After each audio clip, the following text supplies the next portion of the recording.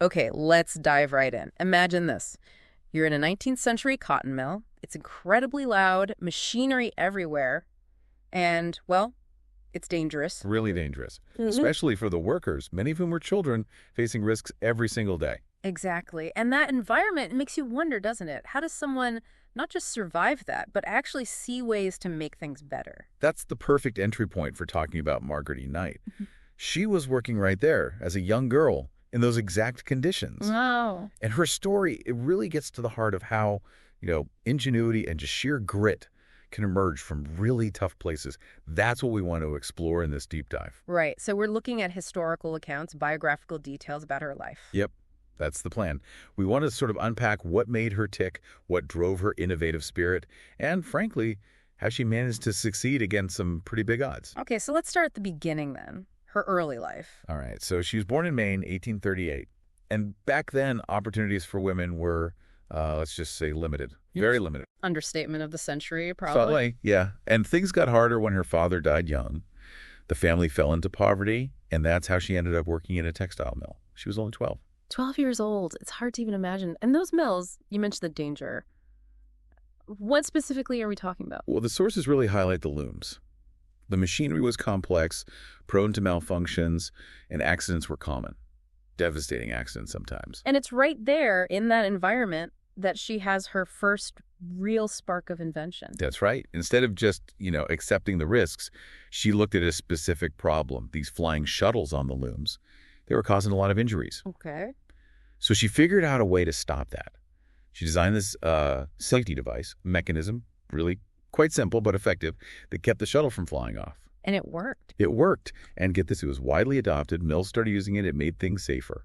That's incredible for someone so young. But wait, you said earlier about challenges. Did she get credit for it? Paid for it? Not a bit of it. That's the thing that really makes you pause, right? Her device becomes standard, improves safety, but nothing for her. No recognition, no reward, just became part of the machinery. Wow. It makes you think, how many other inventions, big or small, just got absorbed like that, uncredited, lost to history almost? It really does. And it shows something about Margaret, too, that intrinsic drive. Because even without that recognition, she kept tinkering, kept creating. So this wasn't just a one-off thing. Oh, no. Even as a kid, she was apparently always making things, carving toys for her brothers, building these amazing kites and sleds that everyone in the neighborhood knew about. Which was definitely not what girls were typically doing or expected to do back then. Absolutely not. It shows this inherent curiosity about how things work, a real knack for practical problem solving that, really set the stage for her later career. Right, it foreshadows everything. So fast forward a bit, she eventually moves on from the mills. Yes. After the Civil War, she's working at the Columbia Paper Bag Company. This is in Springfield, Massachusetts. Okay, paper bags. Seems mundane now, but back then... Back then, they were pretty basic. Think flimsy, cone-shaped bags. Not exactly sturdy. Right. I can picture trying to carry groceries in something like that. Disaster waiting to happen. Exactly. They'd tear easily, things would fall out. Just not practical for anything substantial. And Margaret, with her inventor's eye, sees this. Sees a problem to be solved. Precisely. She thinks there has to be a better way. She gets this idea for a bag with a flat bottom. One that can actually stand up on its own and hold things properly. The kind of bag we use all the time now. The very same. But getting there wasn't simple. The sources talk about how she spent months just working on it, drawing blueprints, building prototypes. Those early models to test the idea. Yeah, exactly. Tinkering, refining the mechanics of how to fold and glue the paper just right to create that flat, stable base. And the key was figuring out a machine to do this automatically. That was the breakthrough. A machine that could automate the process, folding, gluing, creating these flat-bottom bags efficiently. And it was efficient. We're talking, it could apparently do the work of 30 people. 30 people. That's revolutionary for the time. It absolutely was. It changed the whole packaging game. Led directly to the modern grocery bag we barely even think about today. It's her invention. Okay, so great idea, working machine. Success story, right. Smooth sailing from here. Not quite. This is where it gets, pretty frustrating.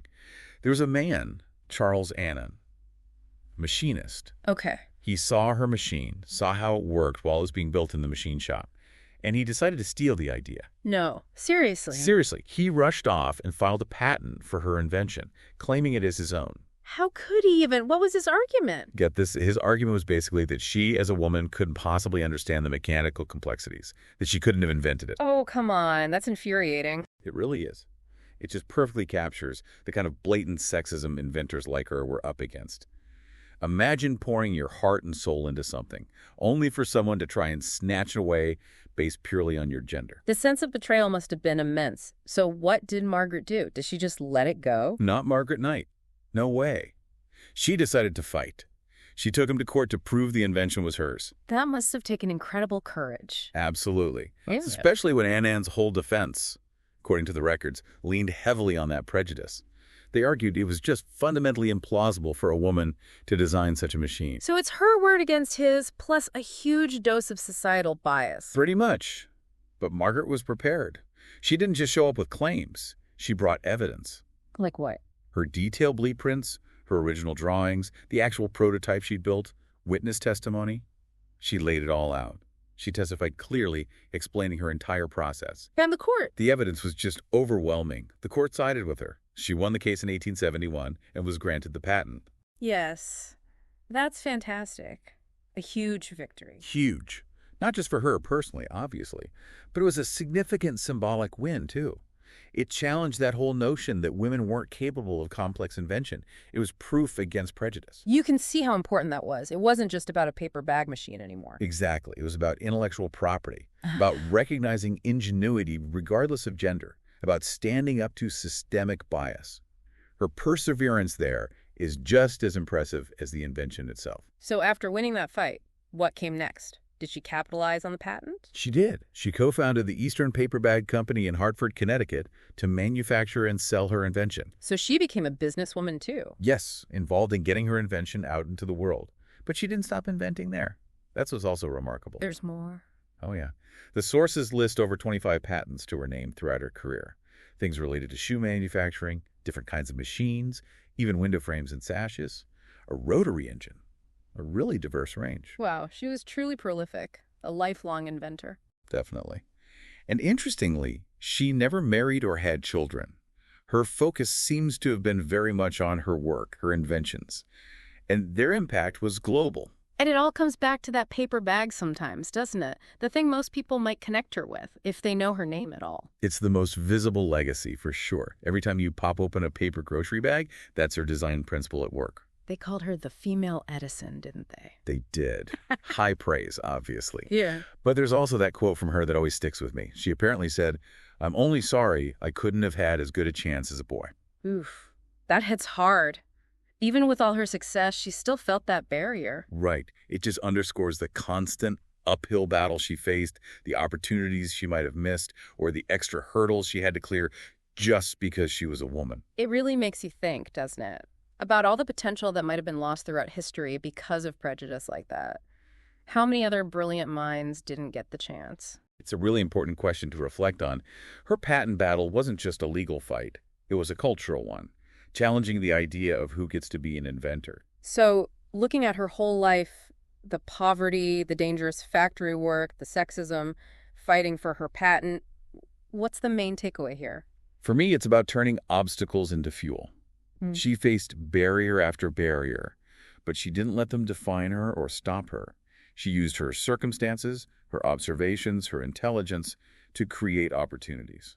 That's incredibly inspiring. It really speaks to anyone who feels underestimated or overlooked. Absolutely. Her story is powerful proof that brilliance, that ingenuity, it isn't tied to your gender or your class or where you came from. It's about imagination and determination. So it's like a challenge to us, maybe, when someone says no or society puts up a wall. Exactly. Do you accept that no, or do you channel your inner Margaret Knight and figure out how to create your own yes?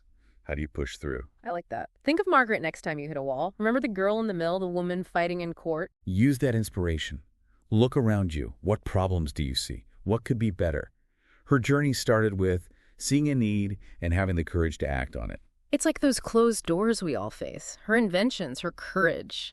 Those are her keys. Beautifully put. And that's why her story isn't just, dusty history. It's relevant. It's a blueprint for resilience, for finding that power within ourselves. She certainly left a legacy far beyond just patents. It's that spirit. Absolutely. The relentless drive, the refusal to be boxed in. So maybe a final thought for everyone listening. As you go about your day, look at the everyday things around you. That paper bag, sure, but what else? Right. What other simple objects might have these incredible stories of struggle, ingenuity, and perseverance baked into them? Stories we just don't know. It definitely makes you look at the world a bit differently, doesn't it? With a bit more curiosity about the hidden histories all around us.